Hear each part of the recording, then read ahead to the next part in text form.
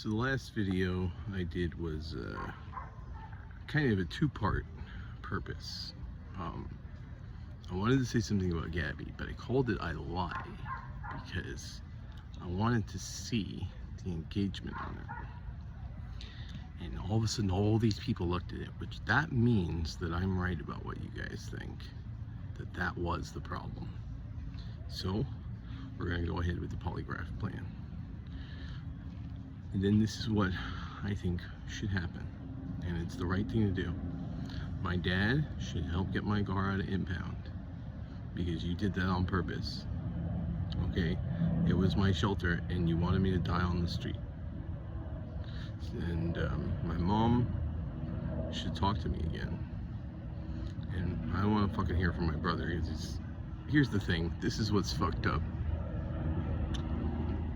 My brother lived with me and my nieces. The only time I was around my nieces was when I was with my brother.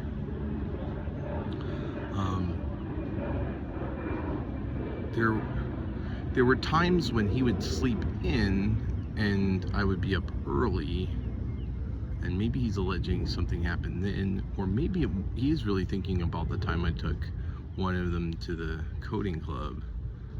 Maybe he's saying something happened then. I don't know the particulars of the story, so I have to do like a generic polygraph question because I didn't even know what you guys are saying about me. But I will say this, I'm reasonably sure Jeremy knows that it wasn't me. He might be telling himself that because it makes it easier to deal with his guilt about Todd, but he knows. He's the one who knows for sure.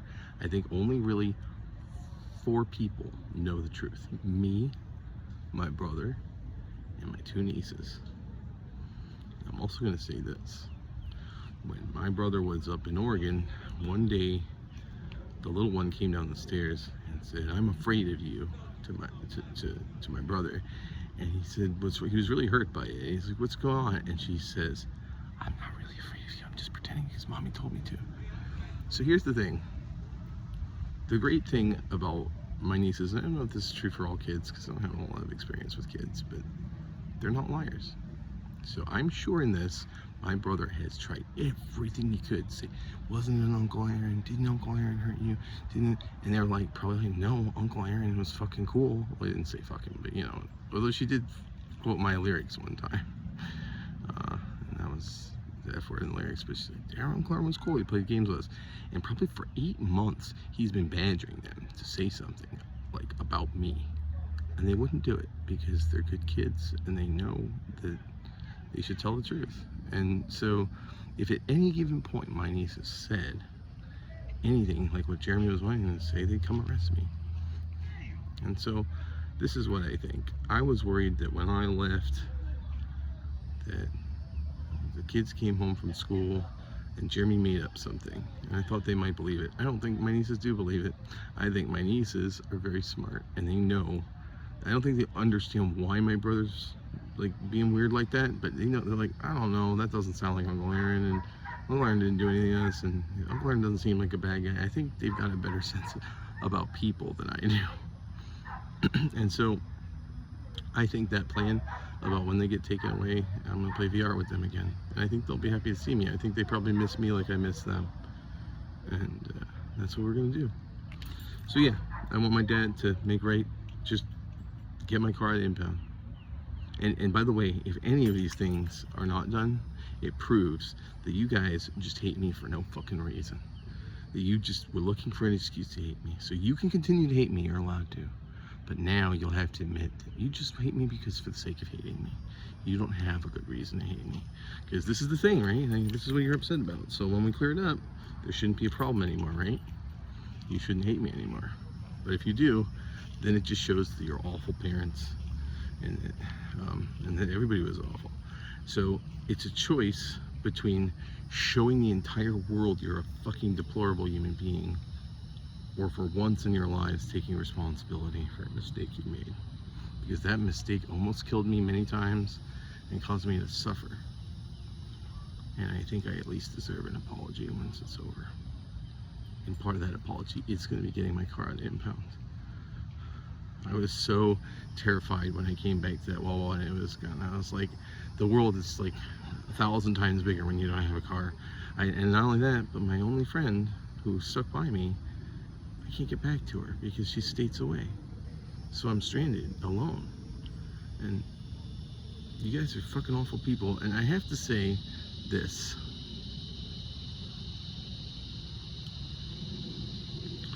The crime you're accusing me of is heinous, but like there's not an unlimited gamut of punishment that those people deserve either, right?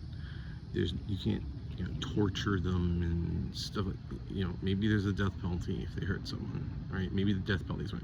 But what you guys did to me is sadistic, and even someone who is awful, like the punishment has to fit the crime, and I haven't even been tried for this crime. I haven't even been formally accused of this crime. That's how fucked up you guys are. You guys literally, this is like lynching. This is like someone came to my house in the middle of the night and tied a rope around my feet and tied me in the back of their pickup truck and drove for miles until I died. That's what this is. And while my mom's side of the family might have engaged in something like this, my dad is supposedly this progressive liberal guy who believes in social justice and believes in, he's full of shit. He's a capitalist asshole who I remember this one time, he said, do you think people have the right to food? I was like, yeah. And he's like, ugh. And there was another time he's like, I'm a socialist. I was like, you're not a fucking socialist. Ben's a socialist, but you're not a socialist. He's like, I am 100%. I'm a democratic socialist. And I said, okay, Dad, do you believe everyone who works in your company should have an equal share of your company? He's like, if they earn it from me. He's such a fucking piece of shit. So no, Dad, I don't ever want to talk to you again after this, actually. But you should fucking get my car to impound because it's the right thing to do. And I will put you on blast publicly if you don't. And while you may have been able to tell people that things on this channel aren't true because Aaron's this heinous person, well, when I post those results, it's going to look very different. It's going to be very embarrassing for you. I remember this whole thing takes place in a town where probably someone who is connected to people you keep as clients has been affected, right? Steven is probably friends with your clients. So if you want to be able to show your face in the town you live in again, you're gonna have to really make good on what you did to me, because it's a tragedy. It's a fucking tragedy. You're scum for doing it. Like, I think, I keep saying, why would you do this if you weren't sure?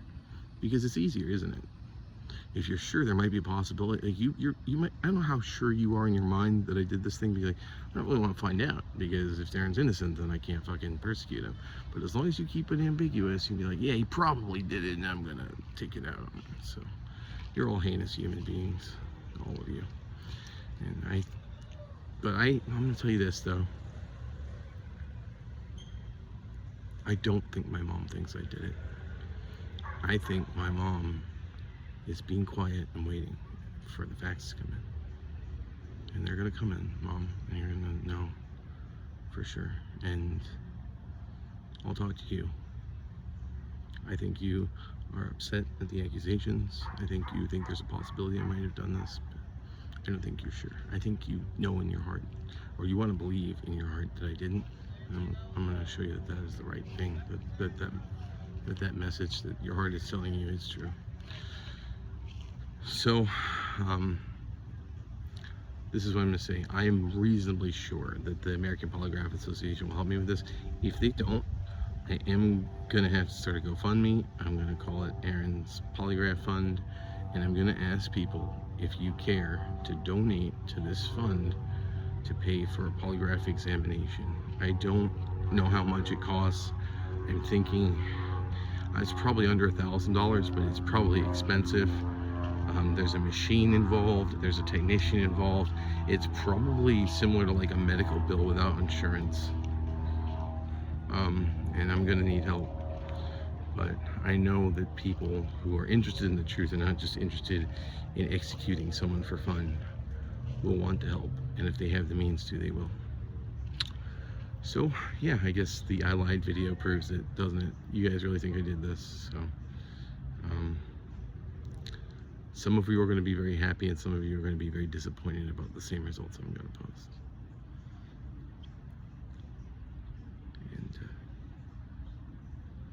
I do think Jeremy, even if he isn't criminally liable for the murder for hire, which I think he is, he will be for this. I'm pretty sure you can't interfere with the DCF investigation.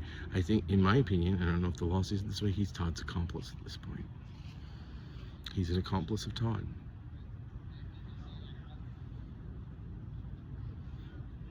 Actually, anyone who knew what Todd was and what Todd did, like, so there's two actually. Andrea, and I'm gonna call her that because it's her fucking name, and this sort of gender ambiguous thing she did is not genuine. It's a way to escape her identity, just like Jay did. Jay and Jeremy. Here's what I'm gonna say, Andrea, you're fucking guilty too. Because even if you didn't look at those reports, you had access to them. You kept quiet. You let me be slaughtered. So Andrea and Jeremy will probably go to jail. It's too bad they don't have a co-ed prison because they deserve to be cellmates because they fucking hate each other. That's all I have to say.